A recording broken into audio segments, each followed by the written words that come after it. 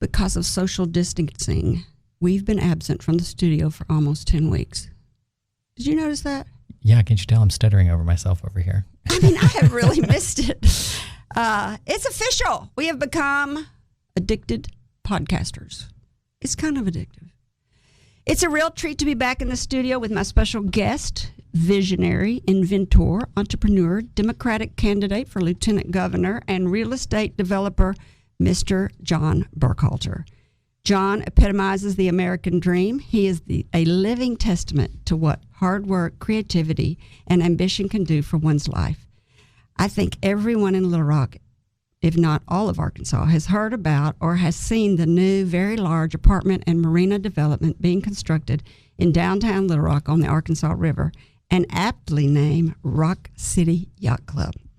Well, my guest today is the man with that vision. Mr. John Burkhalter has rolled the bones to build his dream project with a price tag of over $100 million.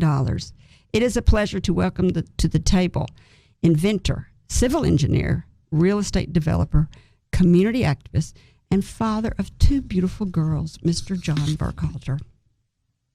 Thank you so much, Kerry. And it's great to be here with your sons. And I found when you told me that Ann and Grady McCoy were your in-laws, they are just wonderful, wonderful people. I hope they're listening. They're great people. And I'll never forget one time in the White House how Ann, she had her eyes on me. She wanted to make sure that I was behaving? Yeah, absolutely. Absolutely. I think you might not always behave, John. You and I are high school rivals from North Little Rock. Did you know that? No. Did you go to Old Main? I went to Northeast. Oh, yeah. That was a rich school. I was Sylvan Hills. Yeah, I came from a more blue-collar community, which was a wonderful. I lived the American dream with my family and my four sisters, but y'all were considered a more wealthy area of town. I know. I love that. Yeah, I started in Rose City. Do you know where Rose City is? Oh, yeah. I had a lot of friends in Rose City. Yeah. So we're about the same age. What year did you graduate? 72? 74. Yeah, so that makes me think that you and I probably went to clubs together about the same time. I mean, back then people went possibly, clubbing. Yes. I mean, they don't do that anymore, but you went clubbing back then. You went to Cajuns. You went... Studebakers. Yeah. Yes. And the L.A. had Troubadour and Studio 50. I can't remember which number that was. And not that I went to the Bobby Sox many times, but I remember when they closed the Holiday Inn, my wife, she goes, don't go to another auction. But when they closed that down, I bought so many things. When I die someday, it'll be a huge auction because of all of the different things I've bought throughout my life. You have to keep a warehouse with all those. They're in 18-wheelers. Things are everywhere. But I'm a collector. I love to collect. So you're unabashedly about this, but chances are we've probably met each other in a club before. Probably so. Because I did in my 20s. It could be popular. I could have maybe seen you. Yes, but iPhones. Without your clothes. Well, for a short time, yes, I always loved priding myself that I would never condemn anything anybody does to make a living. But yes, I was fortunate that I made money in many different ways, and I literally was buying cows at the sale barn. That's another story because I didn't know a thing about a cow. You're not going to tell everybody what I'm talking about, are you? You're over there grinning from ear to ear. I love this about you. You are unabashedly honest about it. Yes, and say it. And I had a great time. What is it? I had a stage name called the Metro Express. You were a Chippendale dancer. You're just not going to say it. And I love that name. And what was it? Metro Express. And then the song was "A Party Train" by the Gap Band. Remember the Gap Band? If this room was bigger, you would have to get up and show us some of your moves. Yes. Oh, my Lord. I think women would probably pay me to put my clothes on versus take them off at this point. So you used to be a jock, though, and a bodybuilder. Yeah, I enjoyed sports. I enjoyed working out. And that really speaks to what I talked about in the beginning. You are a testament to a hard worker. And the reason that endears you to me is because that just shows you're willing to do anything. You're a scrapper. You're hardworking. You take risks and you do things. That's a great testament to what an entrepreneur is somebody who takes a lot of risks and just keeps pushing forward, trying new things all the time. I remember when I was real young, if I wanted something, my parents taught me, well, you're going to have to earn it. And I remember I was a patrol boy in the 5th and 6th grade. What's that mean? You stood at the street crossings with the flags, and you had the orange belt with the badge, and it was. But then I ended up walking home, because the buses had run and everyone had gone home. But I learned to pick up Coke bottles and stick them in culvers, and then once a month or whenever my stockpile got so large, we had one car, and I'd have my mother or my father drive the car, and I would fill the trunk up with Coke bottles and take them down to the store. How old were you? I was 5th and 6th grade. And, of course, I'll never forget my first check. I think everyone wants the opportunity to get their name on their check, and I started mowing lawns. And once in a while, I would get cash, but, usually they'd write the check. And seeing your name on the front of a check always inspired me to want to work hard and do better. You're exactly right. My father went and got me a checkbook when I was in middle school. I guess it was junior high back then. And I carried that checkbook around everywhere just because it had my name on it. Oh, yeah, and you balanced it. You knew how down well, to I the didn't penny spend what any you money had. out of it. Well, and there probably wasn't much money in there like mine. You were actually born in Missouri, but moved to North Little Rock, Arkansas when you were just 6 months old. Did your parents get a job? Why did you move? My dad's an engineer. Oh, like you. I'd love to tell my parents' story. I have the most wonderful parents in the world. And my dad, when the Japanese bombed Pearl Harbor, he was too young to be signed. And so my grandmother, he kept honor and signed him, and he went to the Philippines. And he was too young, didn't have a lot of skill set, so he built Quonset huts during the day, and then he would run over the PT fleets when he got off work. And he said, I'd shine shells, I'd swab decks. What's PT fleets? It's the PT boats, the plywood boats that were used. President Kennedy, the PT 109. Yes, right. Mm-hmm. And so he finally got a young lieutenant, put him on his boat. But my dad got home, and he had a chance to get the GI Bill. So he went to Arkansas Tech and then Fayetteville, where he met my mom. And he was an engineer, and he was working on when they were building Table Rock Dam. And I came into the world of celebrity. They had a brand new hospital there called Skaggs Hospital. And they were going to have a bunch of wards, a key to the city for the 1,000th child born. And since my dad was up there and my mom, they thought, what is Table Rock going to do to this little town? And they lived on Lake Taneycomo. But I was the 1,000th child born. And so I was on the front page. And it was of course, I don't remember it, of course. But oh, you don't? But no, close, but not that close. So you were going to go to school to be a doctor? I went to my Methodist minister. My dad took me to Hendricks and said, "Your dad was a Methodist minister too?" No, Brother Jim Keith. He was my minister, and to this day we're still very close. Great guy. Okay. And they took me to Hendricks and said, "You're going to be a doctor." And my sister skipped her senior year. She was really smart, and we were both at Hendricks together. And I remember that after 2 years, we went home and told Mom and Dad at the same time that she was going to be an architect, which she is today, and I wanted to be an engineer. I had a chance. I'd taken every math course Hendricks had to offer. And I remember the head of the math department said, "John, you'll make a great doctor, but we don't have anything left here for you. You need to go to Columbia." And at the time, I didn't know what Columbia was. I had no idea. But I went and got a great engineering degree from the University of Arkansas at Fayetteville. So when you got out of school, did you get an engineering degree? Yes. A job, an engineering job? Yes, I went to the high bidder. The person that offered you the most money? I went to the high bidder, which is not a bad thing. No. But I really wasn't using my engineering degree. I went to work for Halliburton right out of college. And I was working in the oil field. And I was a big guy, and I enjoyed it, but I went to engineering school to use my mind, not my back. And so one of the shortest jobs I ever had, and I came to Little Rock to work for a small engineering company, Jim Summerlin, who's still like a dad to me. And he had just gotten a job from the highway department, the Highway 82 bridge over the Ouachita River, and they were looking for young design engineers to work on that project. And so I was one of the design engineers. And that's when I also met my first highway commissioner. Patsy Thomason came in. I don't know if you remember Patsy, but she was appointed by Governor Beebe, and I was later a highway commissioner. And I'd love to tell you that story someday about how I got on the highway commission. But I wanted to use my mind. I wanted to design and build things. Engineering is a great degree for people to do right now. There's not enough people going into the engineering field. I hear that there's a shortage of engineers. I've mentored quite a few young people that were trying to make a decision when they were going to go off to college. You can do so much with an engineering degree. it prepares you for life. It prepares you to solve problems. And every day we're confronted with problems and how to work through those. Mm-hmm. And I would recommend an engineering degree to any man or woman that would so desire. It's a great profession. When I looked at your list of inventions that you've patented, it looked like they were all engineering.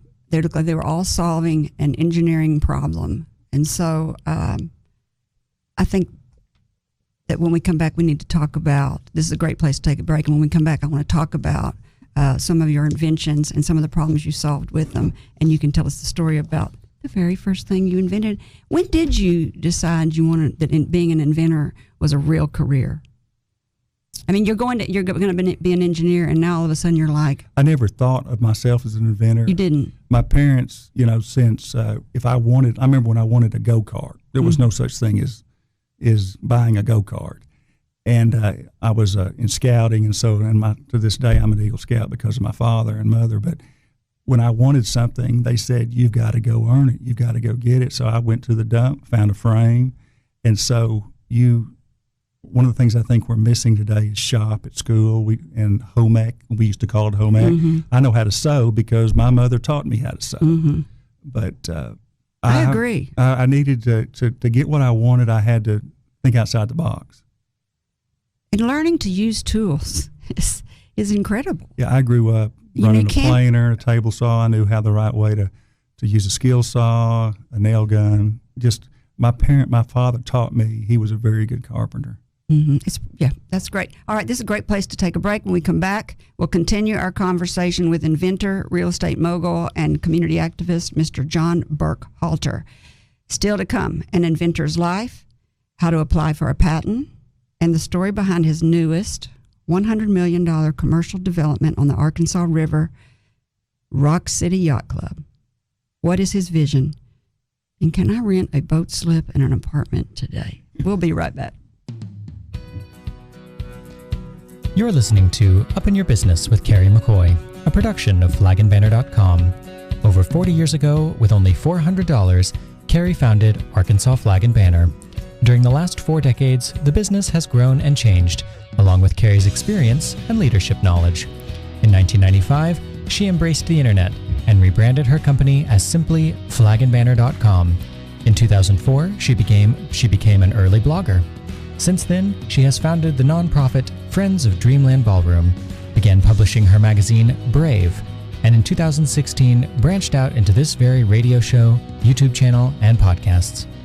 And today, in 2020, Kerry McCoy Enterprises acquired OurCornerMarket.com, an online company specializing in American-made plaques, signage, and memorials for over 20 years.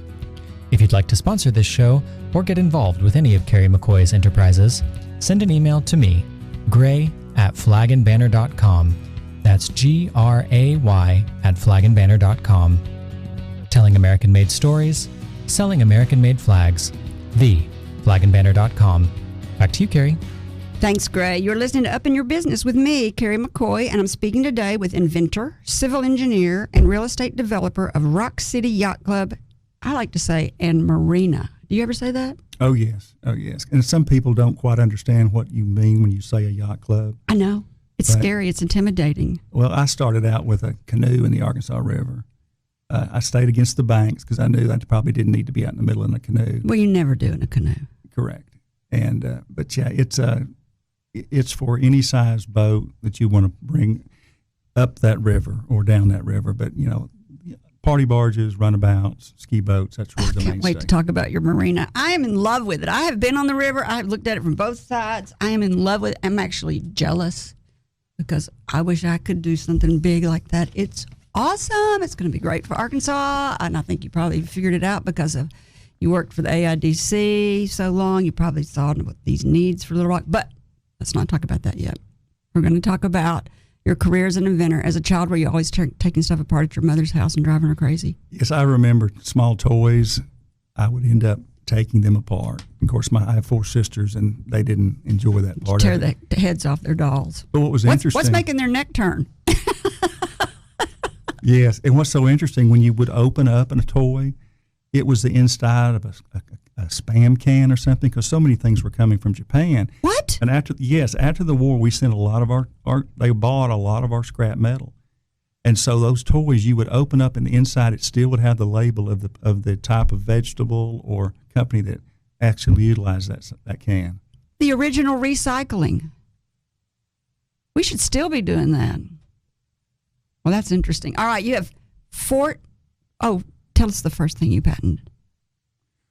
What's interesting, my name... Or actually maybe the first thing you invented, and then the first thing you patented. Yeah, I'll talk about the first thing I invented, but what's interesting on patents, just because a man's name is not, or a woman's name is not on the patent, a lot of times the person that really did the work didn't get their name on the patent. And we could talk all day long about patent, but I know a lot about patents and the patent attorneys. I call them tall building attorneys out of New York City. I had a lot of those working for me. But the first thing I invented after I left Hendrix College 2 years, I went to Fayetteville to be a civil engineer. And you take an introductory to engineering course. It's a drafting course, and you had to come up with a design of something. So I saw a need of an aluminum can smasher. So I actually built that aluminum can smasher. It was a prototype completely made out of wood, and I did it in my dad's shop. I figured all of the moment connections, the design, the size of the bolts. Didn't do anything with it, made an A in the class, and then probably about 8 years later in a lumber yard, I saw that aluminum can smasher. You were like, I made that. Yeah, I thought, why didn't I do something with that? Is that when you first started thinking, I need to start patenting my ideas? No, I never thought about patenting things. I'm always the guy, you got to get from A to Z, and how do you get there? And you figure out along the way how to do that. And if you didn't come from money or influence or power, you've got to figure out how to get to Z. And so it wasn't about ever chasing a patent. I've had a lot of young people come to me and said, I've got a patent. I'm working on a patent. And they said, we hear you're the guy. And I said, have you got a good life? Do you have got a good what? I said, do you have a good life? Do you have a family? Why? Do you have a good job? Because making it in the arena is very difficult. But you did, didn't you? I did it, and I believe anybody. That's what's great about this country. But you have got to have guts. You got to be someone that will never stop once you go down that road. And so most people, if they've got a good life and they got a good job and they've got a family. See, I didn't have a family yet. I just met Penny when I got ready to come out of the chute, and I'd been to most every bank in Central Arkansas. Even to this day, some of the bankers say, "I didn't see you coming, John." And now, bankers have helped me get where I am. My professionals have helped me. My employees have helped me get where I am today. But I'm a guy that I didn't have access to capital. Mm-hmm. And so Do you have to have access to capital to get a patent? No, you can. Can you write it yourself, file it yourself? Do you recommend that? Well, to make sure it holds up, you're going to have to hire a lawyer. Okay. And so there's so many patents that are never worth the lawyer fees that it took to get You it. have 14? No. Oh, that's how many I saw online. How many do you really have? No. And like I told you, my name's not on those patents. Oh. I'm the guy, and I guess you're probably alluding to the first company that I got highly involved in. I was the guy that basically a company came and got and said, John, you're the guy that can develop this product. And so I moved to West Texas, where I began the R&D process. For what company? It was called U-Line. It was a product, a trenchless technology, where you reline underground sewer pipes. And there was only one other company in the world at the time did that, and it was a publicly traded company. I knew that if this would work, I would become publicly traded. But still, when I got turned down by all the banks, I said, how am I going to get there? But long story short, I finally remortgaged my home, because if you're going to remortgage your home, you got to do it while you've got a job. That's right. I remortgaged my home, pulled capital out, and with Penny as my new girlfriend, I walked away from my engineering job and started my first company with not a single customer. But I thought you said you went to Texas and worked for a publicly traded company where you... It wasn't publicly traded. I had gone to develop this product. So they said you can do it, but you have to start your own company to do it for us. Well, what happened is, and I've learned in life, my parents taught me, if you shake someone's hand and you got a deal, you got a deal. Well, you can't do that in corporate America. Oh. I did the deal on a handshake for an X% of this company in 1 year. And in a year, that's why everybody's listening out there. you know, you get a lot of experience in life. But basically, I didn't get the stock. I was terminated. So you moved to West Texas. You did your job. You got them what they wanted, and they stole your idea. When I asked for the stock, well, it wasn't my idea, but I was the one that was perfecting it. And when they let me go, I got my job back. I always know, don't burn the bridges behind you. Mm-hmm. I came back and got my old job back in Little Rock. Yeah, and then they came to me months later. The people in Texas? I don't really want to give them a whole lot of but the people in Texas came back to you. And they said, hey, we need you, and mainly we couldn't make it work properly. You need to come back and finish the job. I basically said, I'm not going to work for you guys, and this is what I want. So basically I ended up, before it was over, the biggest installer in the United States of this patented product. When you said this is what I want, what did you want? I wanted territory, just like if you get a McDonald's franchise for Little Rock or the state of Arkansas. So you said, I'm not going to come to work for you, but I'm going to start my own company. I want a territory, and I'm going to perfect this in my territory, and I'll own my own. And I'm going to deliver the technology so that everyone can prosper. And I knew how to make it. But this area is mine. Yeah, and so before it was over, I was in 27 states before I actually got out of the business. And I was on the road constantly. But it was the American dream. It was an unbelievable ride. How many years? I actually incorporated my company in 91 with no loan. And I earned an SBA loan in 1993. I remember I went to Terry Renault over Twin City Bank, just kept going in and seeing him. He's sitting there with that cigar in his hand. So how many years is that? Well, I started in 91, earned the SBA, and you earn them. They don't give them to you.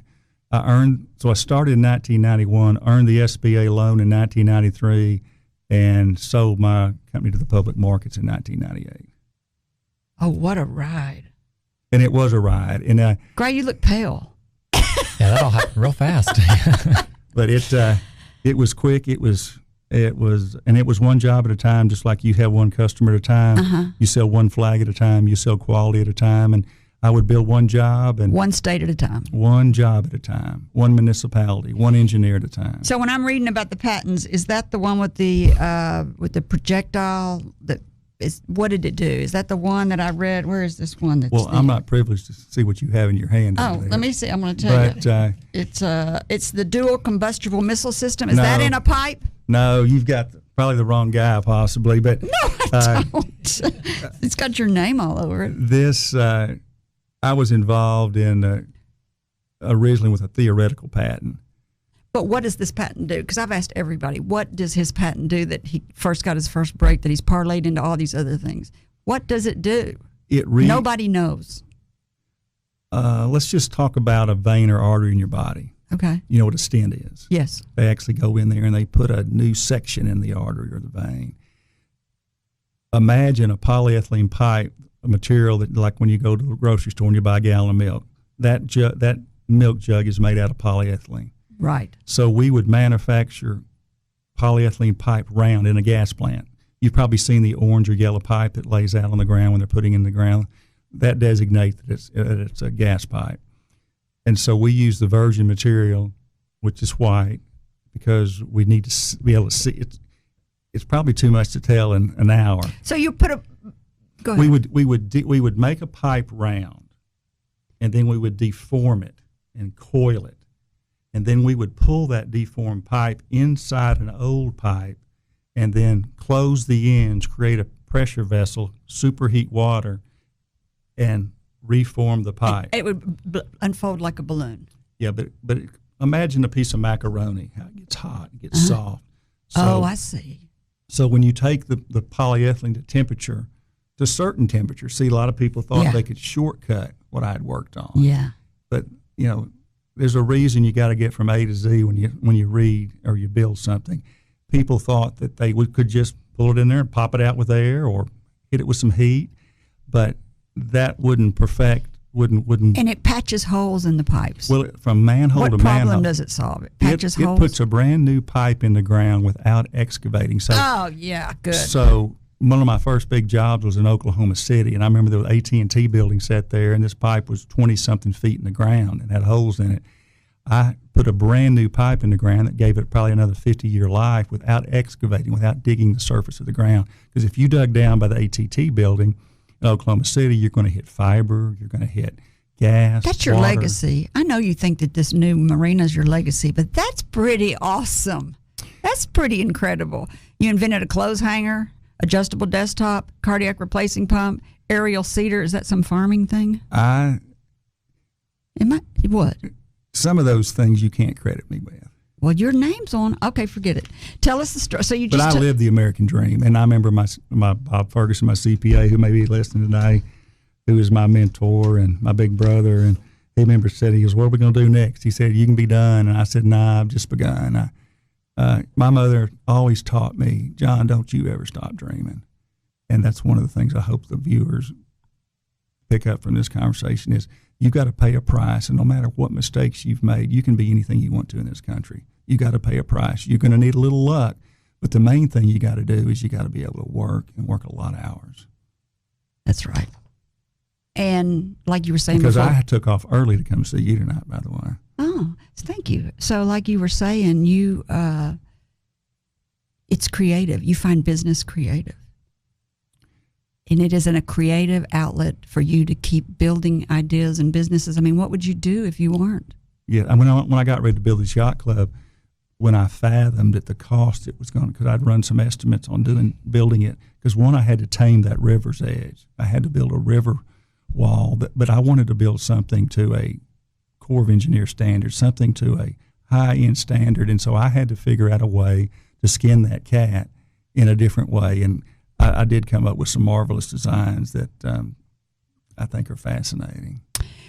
All right, I want to just do a reminder. I don't think we're going to take a break because we've got to talk about the Yacht Club because I'm in love with it, as I've said 20 times. But I do want to remind everybody you're listening to Up in Your Business with me, Kerry McCoy, and then I'm speaking today with inventor and real estate developer of Rock City Yacht Club and Marina, Mr. John Burkhalter. So when did you think, it's 99, you've sold your business, you're like, I think I'll become a real estate developer? Or when did you join the AIDC? Did they come hand in hand? No, they came at a different time. When I was building my business, I'd never had capital. I didn't have money. Because you're reinvesting it into your business all the time. You always do. That's but what I didn't come. That's what small business people do. I didn't come from money. So I would read a lot. I love to read. That's, if you come to my home, that's, you're going to see on my nightstand, it's covered up with periodicals and books on history, but I love to read. But I learned that, you know, how do you build wealth? How do you build companies? And you need to own real estate, banking, and many, many other. So, and since I designed a lot of projects for developers when I was a young engineer, I saw them do great things, but I also saw them make mistakes. And so I said, I need to, one thing people should take away, stick to what you know in life, stick to what you know. And so I said, I know how to design subdivisions and apartments and warehouses. So I said, all right, I'm going to get in the, I just don't want to have someone build it for me. I want to buy the land, design it, find the funding, build it, own it, and operate it. Do you own a construction company, or did you sub it out? No. I own several construction companies, yes. If anybody's been down Canis, the Canis expansion there in West Little Rock, all that heavy road work, I've got 2 of those big sections that I'm doing. First one starts there at Shackelford, and we're almost finished with that. But we do a lot of road construction. Because you're a civil engineer. Yes. And so and that's what everybody needs to know what a civil engineer is. It's road construction. Well, that's one of the aspects. And water and gas. Yeah, you're a pretty good salesperson. Yes, you're pretty close. Yes. Because there's lots of engineers. Yes, I remember when I first went to Fayetteville, I got up there and my advisor said, "Well, what do you want to do?" And I said, "Well, which type of engineering makes the most money?" Is that right? Yeah, and they said chemical. I said, "Well, sign me up for chemical." Well, I learned real quick that's not chemistry. You cannot really see it. I love civil engineering because every day, whether it was a piece of lumber going up or a pipe going in the ground or dirt moving, I got to see it. And I've always, my whole life, I've felt that I need to do something for others or myself every day to really feel good about myself. And I learned this from my parents. My mother was the Brownie leader and the Girl Scout leader, and all my sisters were top scouts. And I remember my dad took the Cub Scout troop before I was even old enough. And then after I became an Eagle Scout and went off to college, he still had the Boy Scout troop because he wanted to make sure he found the right individuals to take that troop over. But yeah, I've been blessed. I grew up middle class. My mom and dad loved one another, and I mean, I lived the American dream, and I was made before I left my home to go to college. That's the missing link in everything, I think, is being made before you leave to college. So your first development was what? I started buying raw land. And so I looked at it, Colonel Glenn, and then How'd you get? Oh, you already had your money from your invention. All right, go ahead. Well, it was the first time in my life I had any money in my pocket. So you bought raw land. Where was it? Maumelle? So what I did is I went to Northwest Arkansas, Boomtown, USA, and I started to ask realtors. They said, well, you can buy this corner, and this company owns it, or this sister or this family. And, you know, it was a lot of the wealthy families in Northwest Arkansas. And I go, the price is so high, what am I going to do with it?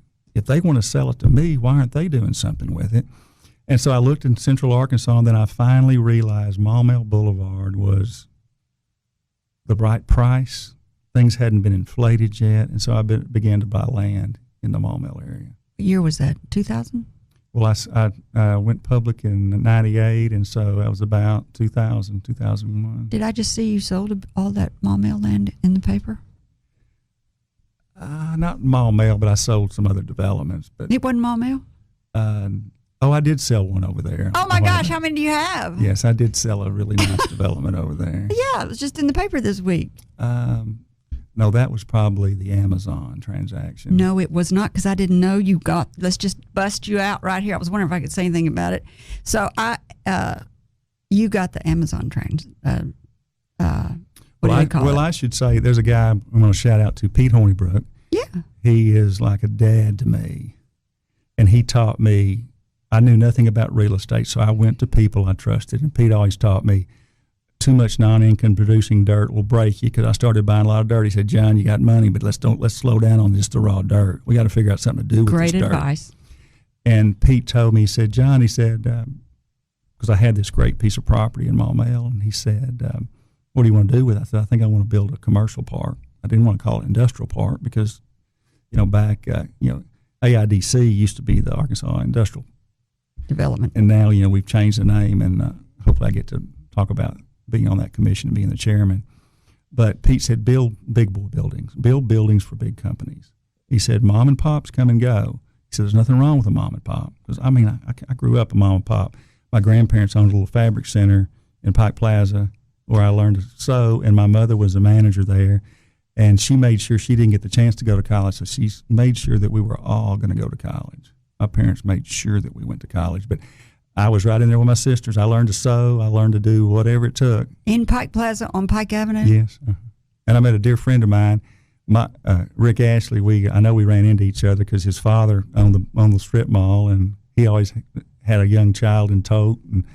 But that's how I learned my first business opportunity. But Pete said, build big boy warehouses. Okay. Mm-hmm. So that meant tilt wall concrete, rubber roofs, and high stacking heights. In other words, you can put tall racks in there. Mm-hmm. And he was absolutely right. I built the first 100,000, then I built another 60,000. And 100,000 what? Square feet of space. And also I have a complete commercial park where I've got Medline Industries in there, which is all the disposables. So you built them and they did come, just like the movie. Built them and they would Yes, come. But not as quick as everything. That's the other thing. You have to be patient with your investments, whatever you do. It's always, as you know from being in business, it takes longer than you would hope. But I didn't get Amazon because of any inside connections or knowing anything that was going on. No, but because you're a guru and they're like, oh, Burkhalter can get it done. Well, I got great buildings. Oh, that's exactly why you got it. It's because I feel the best buildings. So let's tell everybody what we're talking about. Well, we're talking about a new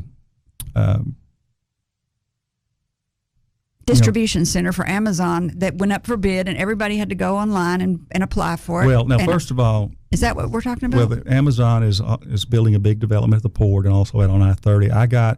It's called the last mile, pretty much, and so odd-shaped items like whether you buy a fishing pole or a TV or something. Oh, you got those. Those hit this warehouse, and then they go out in Bob trucks. And when are you going to start doing that? Well, they're doing all their own finish out with their own contractor inside, and I'm Who's doing the regular deliveries around town for Amazon? I've wondered who that I don't was. know anything about the Amazon model at all. I just know that. You just know what you got. Yes, and I think it's because we got great warehouses, and of course we got. What's so interesting is there's a game out right now. I got to bring this game up. Okay. My CFO brought it to me, and he said, "Hey, take this and play this with the girls when you go on vacation." But it's called Ticket to Ride, and you open this game up called Ticket to Ride, and it shows the railroads that were built, let's say around the turn of the century, right? And it shows all these cities. And when I opened it up, what dawned on me, I wasn't really interested in the game. It's a game of some skill. It has to do with Monopoly, somewhat like that game. But what I noticed was all the major cities. And Little Rock is poised for growth. We have 2 major interstates, a navigable river and heavy rail. And when you look at that game and you look at how large those other cities have grown, I think Amazon has looked at the country and decided has played where Ticket they to want to Ride.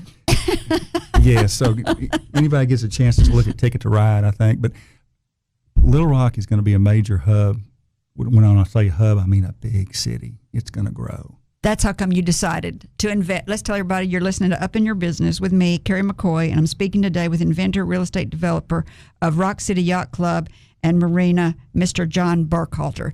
So you've decided, and so had you already decided to do the Yacht Club when you played Ticket to Ride, or what was the thing that Ticket to Ride's a new game. or did you just? That was just something I've seen here in the last 6 months. But so what was the catalyst working for the AEDC? You were like, well, when BB became governor, I love telling this story. Uh-huh. I wanted to be a highway commissioner because it's a 10 on a 10. Well, you were. Well, but I wasn't yet a highway commissioner. Oh. So Dan Flowers, who was the head of the department out there, I had a good friend, Jim McClellan, and I said, Jim, take me. I said, I want to be a highway commissioner. He said, well, let's go talk to Dan Fowler. So we go out and we're talking to Dan, and I said, I want to be a highway commissioner. And he said, John, he goes, you need to understand, I don't make that decision. But because he ran the department, that's the point. You're appointed by the governor. But long story short. Why did you want to be a highway commissioner? Because I'm an engineer. And remember, I mentioned earlier, I met Patsy Thompson as a young engineer. I thought it was just a fluff job. No, it can be all you want. Okay. Go ahead. But I remember I told the governor, I said, what do you want to do? He said, you got a lot to offer the state. And I said, well, I want to be a highway commissioner. He goes, you're not old enough to be a highway commissioner. How old were you? I wasn't that young, but. So it's a retired person's job. It's a fluff job. But he said, no. He said, John, I want you to go to the Economic Development Commission and become chairman. And so I did that, and I thoroughly enjoyed it. We made loans, real loans for people in Arkansas, bringing their companies here and for Arkansans, and I really enjoyed it. But after that, that's when I got a shot, and the governor appointed me to the Highway Commission. Oh. When you were working for the AEDC, is that when you decided Little Rock needed a yacht club, or how did this vision or dream begin to grow, and when did you decide it's now or never? I had a friend who's, you remember years ago when the American Airlines crashed on the runway, skidded to the end? So this friend of mine said that his father had gotten a call and said, hey, I've got some land down there by the airport, go see if that plane's on my property. So my friend Greg and his father go down there and see this land. And so they thought, well, we can do something with this. So they bought it because it is a jewel. So he had owned it for a while, and he called and said, John, you got a few minutes, let's go to lunch. I'd like to bounce something off of you. He said, you just seem to know how to get to the end. And he said, this would be a great place for a marina, apartments. Well, he said condos. And we drove out there. It was completely covered with cane. Yeah. Debris, and he said the river's over here, and you couldn't say. I said, Greg, I don't like water moccasins. I said, I've been hunting my whole life, but I said I don't like water moccasins. I don't have on boots today. No, and so he said, John, just follow me. So I went to the river. He kind of told me he goes, how do we get this done? And I said, this thing has got hair all over it. What does that mean? Oh, it means it's got warts. It's got a lot of cleanup. It had a sewer line. It had a gas levee, line, probably. It had a power line. It had a flowage easement. It was going to take all sorts of local, state, and federal permits. But he's in love with it. He had bought it, And then he Cheap. called me and said, I gotta get out of this thing. So I said, what do you got in it? And I said, how long have you carried it and what you've spent? So I agreed to pay him that. And you bought it? Yes. Was it just out of the kindness of your heart? No, I knew what it could be. You said it had hair and warts all over it and easements, and it was a mess. But I'm a guy that, I'm just an old plow mule. You put that harness on me, I'm going to keep moving. How many acres is it? Well, what's interesting, it's a public-private venture. The original purchase I had was about 12 acres, as I recall. And so there's a piece of property right beside it that was owned by the City Parks Department. And it had been designated, possibly donated years ago, set up to be a public park, but really it was pretty much a dump. Mm-hmm. And so I encouraged the city to, hey, put out an RFP. What's an RFP? Request for qualifications. Let me build a park here for you, and it won't be a normal park. We don't just need another park with grass. Yeah. We need a park in the river. And so they thought it was a good idea, and then a good friend of mine, Wayne Woods, who I didn't know at the time, he was on the little selection committee. And I'd met him at a later date when I was on the Economic Development Commission, and he was working with State Parks and Tourism. And so I got selected to build a park. I was the only respondent, of course. And I remember as we worked through a 99-year lease with the city, I was questioned about, John, why are you going to do this? And why are you going to do that? And I go, what do you mean, why am I going to do this? And why am I going to do that? Well, that's not going to make you any money. I go, well, this is not all about making money. This is about doing the right thing in the capital city of the state of Arkansas. We don't have a facility like this, and I want to make it world class. And so it took So you already were thinking Yacht Club or Big. Marina. I was thinking big. And you were keeping it under your hat. Well, no, I redrew this development many, many times. And so the permits, it's very difficult when you're working with so many federal and state agencies and county agencies, and you've got to be extremely patient, but it can be so wonderful once you get to the finish line. Mm-hmm. But it was a very long, deliberate process, and I got to reach out to everyone that helped me, the Corps of Engineers, City of Little Rock, Pulaski County, City of North Little Rock, everybody in the end. But vision is very difficult for people. Yes. Tell us your vision for that. My vision from the very beginning, just like when I started that company, I said, I'm going to go to the stock exchange with that company because I really felt what I had. I knew that this would be world class, and I knew there would be a lot of obstacles. But and of course, I've had several banks throughout time. I remember the first bank that went out back was NBA, which is now owned by Arvest. I remember I met with kind of the board out there, and I remember one of the guys on the board said, hey, if anybody, that's why I said hair, he said, if anybody can get the hair off this deal, it's John. I'm going to use that. And so I began, it took 8 years approximately to get the permit. No. You've been working on this for 8 years? This thing, I bought this property over 13 years ago. So 8 years to get the permit, a year or two to get the bids right, and then, so you've been in construction 3 years, you think? We've been under construction down there for 3 years, and we are so close to the finish line. Can you rent apartments now? Oh, they open at the end of September, and the view is unbelievable, not just downtown, but to the river. The river is beautiful. And then you can see the sunset from them, I noticed. Yes. It's right at the end of the river. I sat right out there in the little John boat, and right by where if you were on that dock, what it would look like before the show, because I wanted to know exactly. And I've got a picture. It was gorgeous. It is, and the marina is open now. And I welcome anybody to go down there in the evening. Can you go down there? Sound. Oh yeah, there's a big dock out there. I thought it was gated. No, it's not gated. No, this is public access to everyone. Now the apartments will be gated. The marina is going to be public access to everyone? It's totally public. What if there are also big ocean-going boats down there? I'm not sure I'd want my big ocean-going boat to be sitting down there publicly accessible. What's amazing there are $1 million boats sitting down there. Look at the crime. We have no crime down there. We're not having buildings. There's nobody down there. No, you're wrong. Go over there right now. You'd be amazed at the people that are over there, the bicyclers, the joggers, the people that are down there now.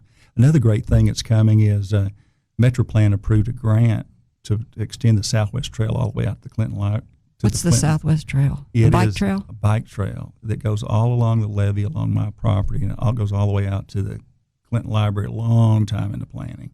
But there are so many cool aspects of this project. My project, we're finishing up the rollout ramp, and a rollout ramp is where you roll a travel lift out that can pick up large boats, houseboats, anything larger than you can trailer. Is it public access? Well, this, we would have to perform that service for you because, I gotcha. It's. But there is a ramp, public access. There's a public ramp that's funded partially by the Arkansas Game and Fish Commission, and it will be open, hopefully 6 to 8 weeks. We're that close on it, but the marina is open. The flagship of the whole development will be a floating restaurant, and it's the roof is already on. It has like a copper-colored roof on it. Great lighting. And it's going to be 8,000 square feet, and I'm going to have a tiki bar that I think is going to be so cool. I bought a plane out of Washington State, an old Cessna, and remember years ago we had this restaurant called Diego's here? Mm-mm. Well, there used to be a restaurant down in Riverdale and had a plane kind of crashed in the roof. So I'm going to crash this plane into and paint it up like a drug plane, and it's going to be called, and the wheels of the Cessna are going to be hanging down in the bar, and it's going to be called the Wheels Up Bar. The what bar? The Wheels Up Bar. Wheels Up. So, it's going to be like after the Tom Cruise movie down there in Mena, Arkansas that was flying in all the drugs. What was that movie called? American Made. American Made. Oh, Yes. Like that's what you need to name it, American Made. Yes. And it's going to have a full-service restaurant, a dock store, and fuel islands. And it has definitely been a labor of love, but it's going to be a legacy property for me. And it was to do the right thing. A lot of money has been spent for the public use down there. And I encourage anybody, if you're willing to stay the course, try to do a public-private. You're doing one right now. I know, and it is a labor of love because it is not easy. No, but as you know, to be successful, nothing's easy. But it's your legacy. But you feel like you're doing something. Yes, and it's going to be wonderful. And you know how difficult it is to deal through those agencies and to get. I know you got a grant of some type, so everybody, it's the Dreamland Ballroom he's talking about because you and I know what we're talking about. Yes. Yeah, the Dreamland Ballroom. In fact, you're a dancer. We talked about at the beginning of the show. So you have to come to Dancing into Dreamland. Yes, you and your wife must come to Dancing into Dreamland. And I'd love to do that. And I think, you've got to It's our only fundraiser. I remember when I first met you and you took me up there, I said, God, why didn't I buy this place? Because I hear that all the time. The vision. Well, you would have had the vision for it. Most people said you have gone insane to buy this place. But it's fabulous. Yeah. So the restaurant's going to open when? Because I would love to be able to pull my boat. You've got docks where you can pull your boat up on the river. You're out at lunchtime. I always thought Cajun's Wharf was missing the boat by not doing this. You can just pull your boat right up there and go into the restaurant. Because I actually built the restaurant floats. When you're in there, the water's flowing under you. When's that going to be ready? The first apartment building opens here at the end of September. Okay. And they'll all be open probably by Christmas. I'm actually taking an apartment for my family, too, down there. Good. I was going to say. Because that's how much I think it's so wonderful. And then we're going to complete the village. We're going to finish the village, get all the apartments done. It is a village. Frame I've got a great consultant I'm working with on the restaurant. And then you'll see us frame it out. So we're running out of time. Apartments, boat slips, restaurant, restrooms, outdoor entertainment areas, mechanics shop, marina and store, which will be summer jobs for kids. I think it'll be awesome. If you've ever been to Lake Ouachita, it's one of the things I love about it. Boat rental. Can you rent a boat right now? Not right now, but you will be next spring. I'll be the first one. I don't want to own a boat, but I love renting them. Been there, done that, own boat thing. A lot of people say best days of boat owners when you buy it and sell it. But Lord, I got a lot of boats and I love them. You love them? I encourage anybody. Boats are awesome. When my husband saw your marina, he's like, maybe we should get another boat. I was like, oh, here we go again. All right, thank you, John. Here's your gift. We're out of time. You've got to come back. We're going to start doing the show from the Dreamland Ballroom, and you'll have to come. That is a Yacht Ensign flag. Absolutely. It's for the people that are listening. He's getting a desk set with a U.S. Arkansas and a Yacht Ensign. And this will be on my desk tomorrow. Anchors away. Let's see. Gray, who's our guest next week? We don't know. Oh, it's, I do know. It's It's who is that? I don't know, but they're going to play you out before you can figure it out. Gosh, I can't They're think of it. funeral directors, and From Rubel Funeral Home. That's right. All right. In closing, to our listeners, thank you for spending time with us. We hope you've heard or learned something that's been inspiring or enlightening, and that whatever it is, will help you up your business, your independence, or your life. I'm Kerry McCoy, and I'll see you next time on Up in Your Business. Until then, be brave and keep it up. If you liked this video, subscribe to our YouTube channel by clicking on the picture of Kerry's face in the center of the screen. For more of Kerry's interviews, click either video on the right of the screen. And as always, thank you for watching.